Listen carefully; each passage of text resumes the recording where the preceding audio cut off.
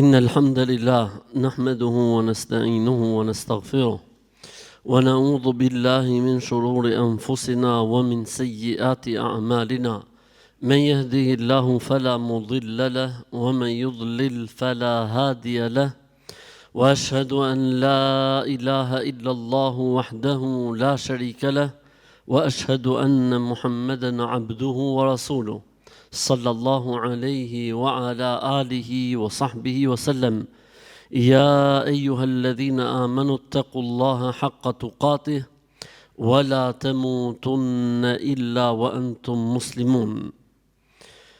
Me emrin e Allahut, të gjithë mëshirshmit, mëshiruesit, Allahun Zotin e vetëm të vërtetë falenderojmë, vetëm prej Tij ndihmë dhe falje dhe mëshirë kërkojmë. Allahut i lutemi që të na ruaj prej skeqjes, e cila nuk është gjë tjetër vetëm se pasojë e veteve, veprave dhe sjelljeve tona, cilin do që i madhi Zot e udhëzon dhe e drejton, nuk ka kusht ta humbë dhe devijojë, dhe cili do që zgjedh për veten e tij humbjen dhe devijimin, s'mund ta udhëzojë të e drejta dhe e vërteta askush tjetër përveç Allahut xhallal xhelalu. Dëshmoj dhe deklaroj se nuk ka Zot të vërtet, Zot që meriton të jetë Zot e të adhurohet si Zot e të njihet si Zot përveç Allahut.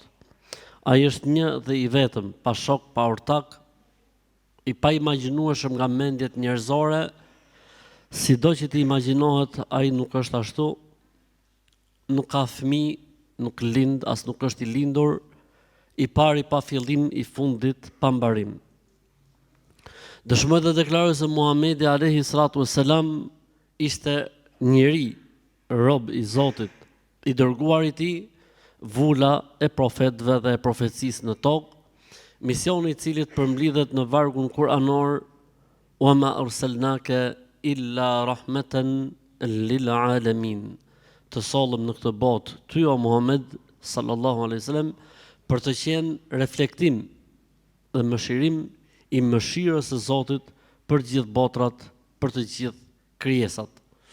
I madhi Zot, Allahu xhallal xhelaluhu, na drejtohet në Kur'an neve, po neve na ka për qëllim kur thot: "O ju që keni besuar, friksojeni Zotit ashtu siç duhet, dhe se vdekja mos t'ju gjej vetëm se musliman të mirë, musliman të vërtet." Si më thënë, kjo është sfida e çdo besimtari dhe besimtareje, që t'ja dorëzoj shpirtin Allahut si një besimtar i mirë, si një besimtare e mirë. E nëse besimtari dhe besimtarja arrin deri këtu, mos e vrit mendjen për atë që e pret mas vdekjes, sepse Allahu xhallal xhelalu ka premtuar për besimtarët vepër mirë, të cilët ja dorëzojnë shpirtin Allahut si musliman, si besimtar, se çfarë ndodh mas vdekjes është më e mirë dhe më e mrekullueshme sa ajo që kanë lënë në jetën e kësaj bote. Kështu që njerëzit e varrezave, sikur t'i pyesësh, a keni ndonjë ëndër dhe dëshirë? Ndoshta ndonjëri prej nesh do të mendonte se ëndra e tyre është të ktheheshin edhe herë në shtëpi, të ndaheshin me fëmijët e tyre, apo të takoheshin niprit dhe mbesat, apo të martoheshin djemt apo vajzat, po faktikisht pejgamberi alayhi salam tha, sikur të pyeteshin banorët e varrezave: a keni ndonjë dëshirë? A keni ndonjë ëndër? Dëshira e tyre e vetme dhe ëndra e tyre e vetme do të ishte të ktheheshin në këtë botë për të falë 2 rekat namaz. Për këtë arsye në hadithin tjetër pejgamberi alayhis salam tha: 2 rekat shi sunet i sabahut, jo farzi, bëhet fjalë më krahasu me gjë farzi i sabahut. 2 rekat shi sunet i namazit sabahut është më i vlefshëm te Zoti se sa dynjaja e çfarë ka dynjaja mbrena. Llogariti ç'është farzi i sabahut, llogariti ç'është farzi i drekës, apo farzi i kindis, apo farzi i akşamit, apo farzi i yacis. E ne kemi medituar për një kohë gjatë në surën Al-An'am, një sure që Zoti më flet për bagtit, dhe se kafshët nuk janë gjë tjetër vetëm se një krijim i Zotit, e si pasojë duhen trajtuar me kujdes, se edhe pse nuk flasin, edhe pse nuk reagojnë, faktikisht njeriu shpërblehet ose ndëshkohet në emër të tyre. E pyetën një herë pejgamberin alayhi salatu wasalam dhe i thanë: "O i dërguari i Allahut, a marrim shpërblim nëse sillemi mirë me kafshët, pra me kuptimin i trajtojmë mirë, i ushqejmë?" Pejgamberi alayhi salam tha: "Për çdo gjallësë që bëni ndaj saj bamirësi, Zoti do t'ju shkruajë sadaka dhe shpërblim." Kështu që njeriu shpërblehet në shumë forma, po edhe të sillesh mirë me botën e kafshëve dhe të mbajsh ambientin mirë dhe pastër, është ajo pjesë e shpërblimit për cilën ka folur Zoti dhe pejgamberi alayhi salatu wasalam, pavarësisht se kemi të bëjmë me një shpallje të zbritur para 15 shekujsh, është gjithmonë në para kohë në krahasim me atë që synon njerëzimi apo orienton njerëzimi.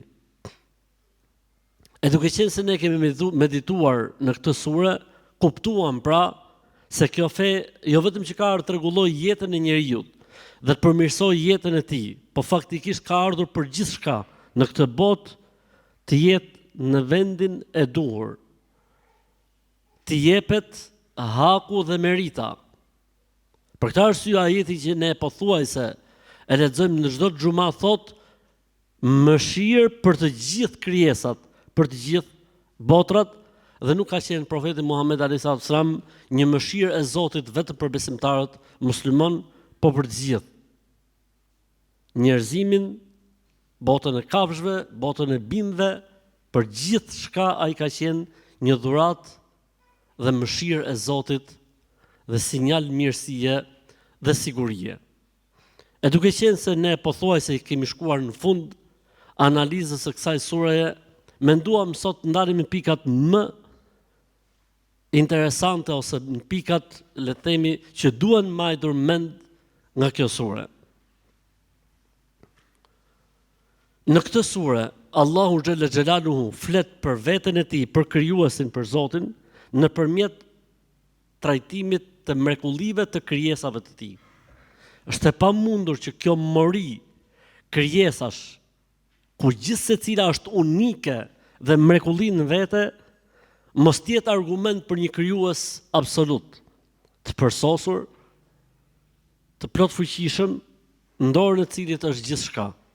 E si pasojë, ndaj tij duhet të robërohemi, tek ai duhet varësohemi, atij duhet i përkushtohemi, se përndryshe i bie që njeriu të jetë në një huti të madhe.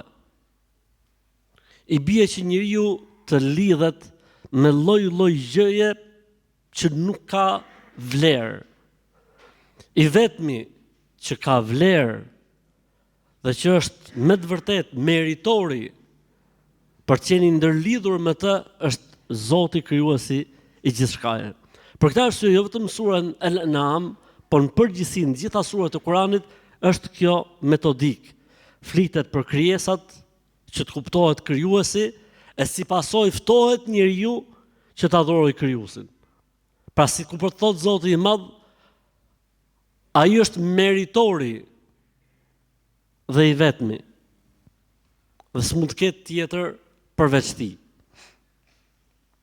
Nis kjo sure duke bërë i Madhi Zot krahasimin mes dritës dhe errësirës.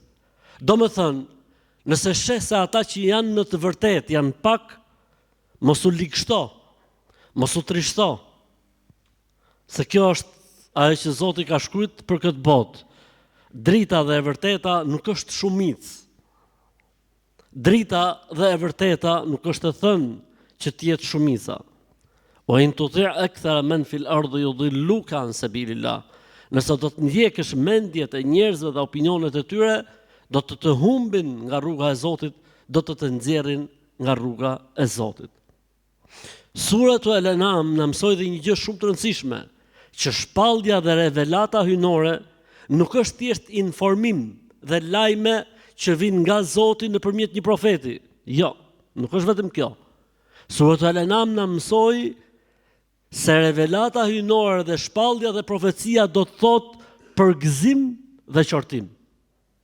Përgëzim për ata që i përmbahen rrugës dhe këshillës dhe porosisë, lajmit dhe informacionit të sjellë nga Zoti, dhe qortim për ata të cilët i kthejnë shpinën, për ata të cilët tallen, për ata të cilët e mohojnë. Nuk është thjesht të dish informacion apo të marrësh një lajm. E gjithë gjëja është si reagon njeriu mbas lajmit të marrë. Nëse reagon pozitivisht dhe vepron me të, atëherë është përgëzim dhe lajmi mirë dhe myshde. E nëse i kthen shpinën dhe nuk reagon me atë pozitivisht, apo tallesh, apo e ignoron, atëherë kjo do të thotë se ti je ndër të qortuarit. E qortimi fillon qysh në këtë botë, e vazhdon pastaj, Zot na ruaj, me momentin e daljes shpirtit, me jetën e varrit, me ditën e kiametit, e mund përfundoj qortimi deri në xhehenem, Zoti na ruaj për zjarrit të xhehenemit. Suratul Al-An'am na mësoi se jeta e kësaj bote do të ishte kot dhe e pa kuptimt nëse nuk do të kishte mbas saj botë tjetër. Është e kot të jetohet jeta, qofse nuk do të kishte botë tjetër dhe ringjallje. Lodhje, mund, stres, halle, siklete, shtypje, injorim, vuajtje, varfëri, vrasje, luftra. E gjithë kjo do të ishte kot dhe pa kuptim nëse nuk do të kishte ringjallje dhe botë tjetër dhe ditë gjykimi. Kjo nuk është të thënë që njeriu pse ka botë tjetër mos të marrë hakun e vet në këtë botë, mos kërkoj drejtën e tij në këtë botë. Jo, nuk është kjo. Ideja është që mos prit që të dalin rezultatet e provimit në jetën e kësaj bote. Rezultatet e provimit do të shpallën ditën e kiametit. Kujt i vjen libri i tij i veprave të tij në dorën e djathtë dhe kujt i vjen në dorën e majtë. Kujt i rënon peshorja e veprave të mira dhe kujt i rënon peshorja e veprave të këqija. Kush e kalon urën e siratit për në xhenet dhe kush bie nga ura e siratit në zjarr xhehenemit. Kush merr nga dora e pejgamberit alayhis salatu selam, nga uji i Kautherit dhe kush refuzohet dhe largohet nga melajket.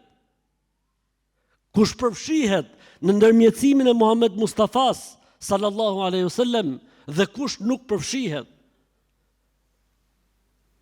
Duke besuar njeriu dhe duke ditur se ka një vend që quhet xhenet, i cili nuk mbaron dhe është pafundësi dhe përjetësi, dhe duke ditur njeriu se ka xhehenem, i cili është pafundësisht dhe përjetësisht, dhe duke ditë njeriu si një ditë do ta shohë Zotin e vet dhe krijuesin e tij, jeta e kësaj bote për të merr kuptim shumë interesant dhe zën vendin e duhur, as duke mos e neglizhuar, po as duke e adhuruar apo duke e bërë atë synim dhe objektiv të kësaj bote, të jetesës dhe të qëllimit të ekzistencës tij, desha të them.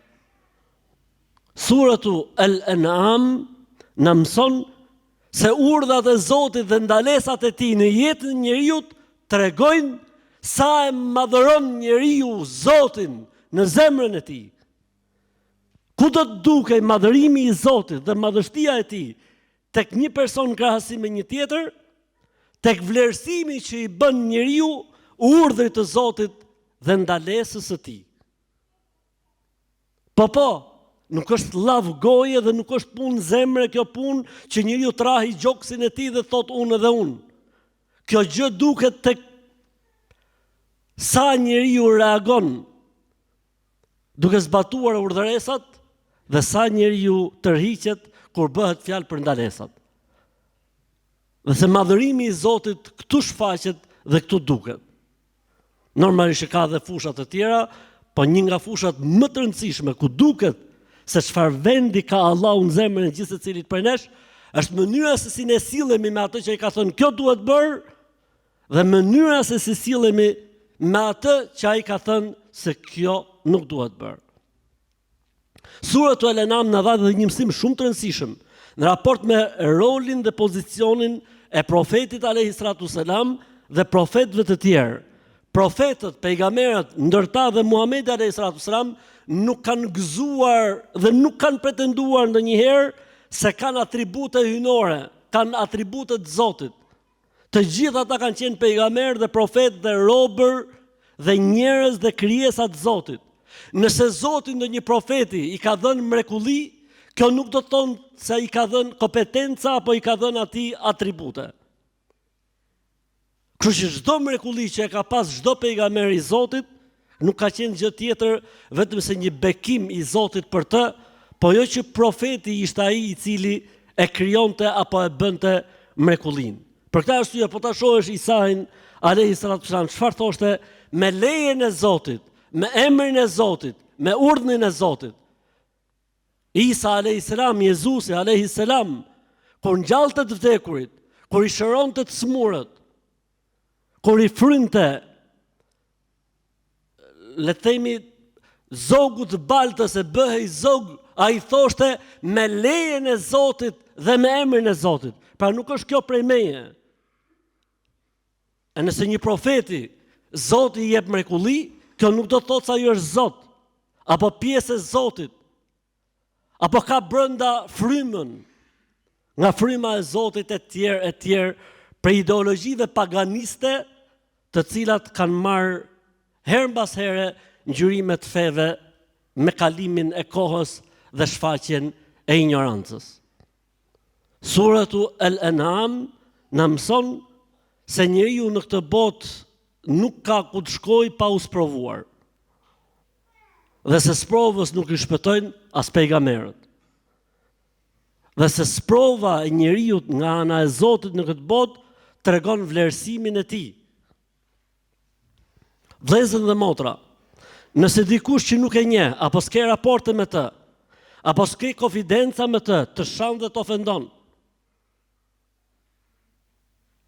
ti je i sigurt se kjo nuk do të sillte ndonjë ndikim shumë të madh në shpirtin tatë dhe në zemrën tate, siç do të ndodhte nëse kjo do të ndodhte për njeriu që është i dashmi yt dhe i afërm yt.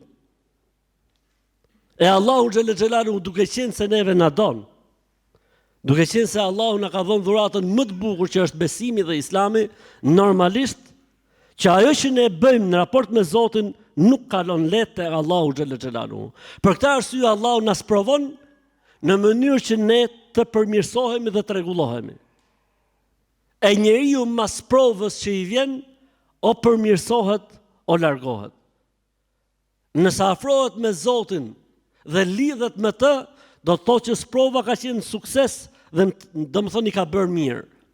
E nëse sprova e largon prej Zotit, e ftoh prej Allahut, e ftoh prej adhurimeve, i hap dyert e gjunaheve, do të thotë se sprova pas ka qenë goditje për të dhe ka qenë në dëm të tij. E hasibe nasu e yutraku, e yaqulu amanna wa hum la yuftanun. A mos vallë njerëzit menduan se do të thonë besuam e nuk do t'i vejmë në provë për këtë fjalë që thanë, s'ka dyshim.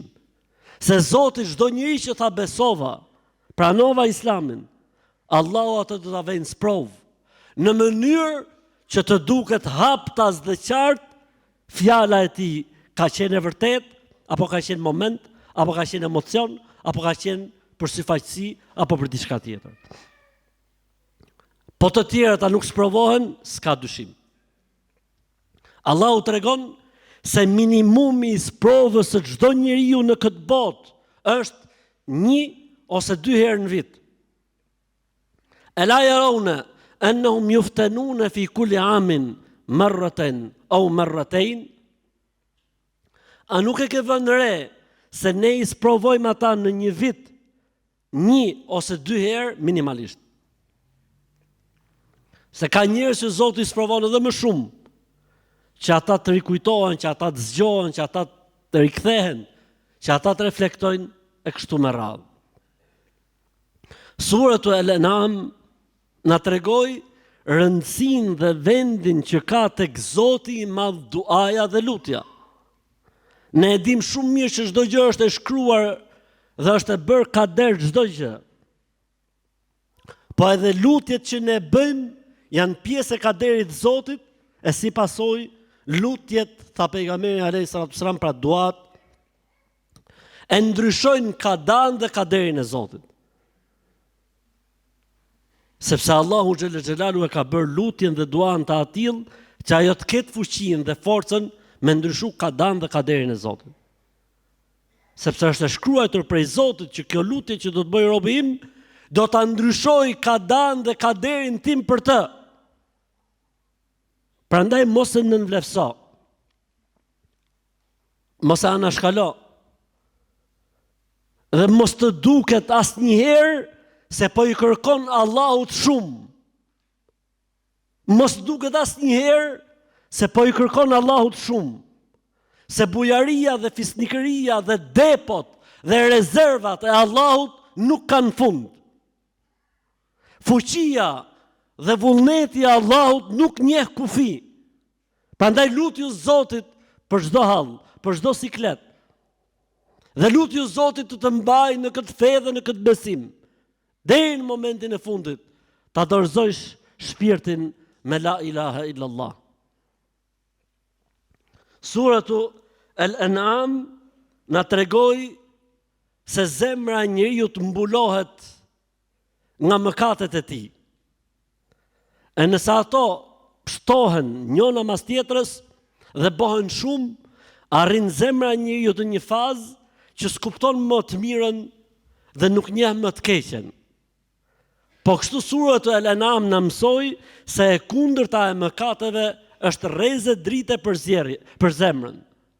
Dhe se pendimi i njeriut është largim dhe pastrim i errësirës së mëkateve që rrethojnë zemrën e besimtarit. Siç përmendet në një hadith pejgamberit alayhis salam, i cili tha, sa herë që njeriu e bën një gjuna, në zemrën e tij vendoset një pikë e zezë derisa t'i nxihet zemra komplet. E nëse njeriu, tha pejgamberi alayhis salam, pendohet ose bën një vepër të mirë, e zeza fshihet, pika e zezë largohet dhe në vend të pikës së zezë vendoset një pikë nuri dhe drite. E si pasojë, zemra e mbushur me mëkate dhe me gabime dhe gjëna dhe me mos pendime bëhet e atill si puna e asaj enës së zezë të kthyer përmbys, ndërsa zemra e mbushur me punë të mira, me pendime, me vepra të mira, është si puna e kandilit të dritës që Zoti e ka përmendur në surën An-Nur.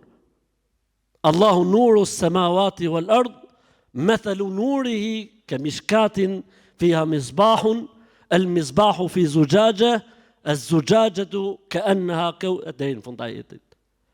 Shembulli i dritës së Zotit në zemrën e besimtarit është si shembulli një kandili të vendosur në një vend të dukshëm, të mirë, të bukur, në të cilin është edhe një xham i bukur, i mrekullueshëm, dhe mbas tij është një kandil i ndezur me një fitil të futur në vajin e bekuar të ullirit, e kështu me radhë ajeti deri në fund.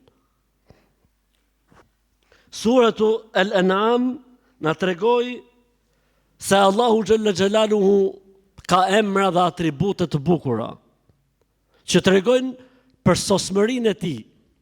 Sikur po na thot Allahu në surën Al-An'am, o njerëz, ju që po mësoni për emrat e mi dhe atributet, cilësitë e mia, reagoni dhe vejini në jetë këto gjëra. Dhe unë do t'jap dy shembuj nga suratu Al-An'am. Përmendet shpesh emri i Allahut El-Alim. El-Alim do të thotë i dituri, ai që din gjithçka. Një njeri që e ka këtë besim për Zotin e tij, a nuk duhet të reflektoj dhe të përmirësoj jetën e tij? Ndër emrat e Zotit që përmenden janë shumë, po ndër emrat e Zotit është emri i Zotit El-Khabir, ai që njeh mirë në detaj çdo gjë. I dituri dhe njoh si mirë në detaj i gjithçkaje. E një njeri i cili din që Zoti njeh mirë në detaj gjithçka, duhet të reagojë mirë dhe pozitivisht përballë asaj që thot Zoti, urdhëron Zoti apo ndalon Allahu, sepse ai din shumë mirë se Zoti me këtë urdhëresë apo me këtë ndalesë i ka dashur të mirën njeriu, jo thjesht një ndalesë pa arsye apo një urdhëresë pa arsye. Dhe mbyllet suratul Al-An'am me emrin e Allahut Ar-Rahim. Pra në fund ajeteve flas. Sikur po na thotë i Madhi Zot, vejeni këtë emër tim, pra emrin Mëshiruesi, Mëshirbërsi, vejeni një jetë o robë të mi, me këdo, dhe mos harroni që ta veni një jetë edhe me kafshët. Se një grua fitoi xhenetin për një qen, e një grua tjetër e fitoi xhenemin për një mace. Dhe pejgamberi alayhis salam tha, mallkuar qofshin ata që i bëjnë kafshët shinjestra. Dhe tha, mallkuar qoftë ai që ka damkosur këtë kafsh. Mallkuar qofshin ata cilët coptojnë, dëmtojnë kafshët e tyre e kështu me radhë. Prandaj irhamu men fil ardhi yarhamkum men fis sama. Mëshironi çdo gjë që është mbi tokë, t'ju mëshiroj Zoti i cili është mbi gjithë qiejt.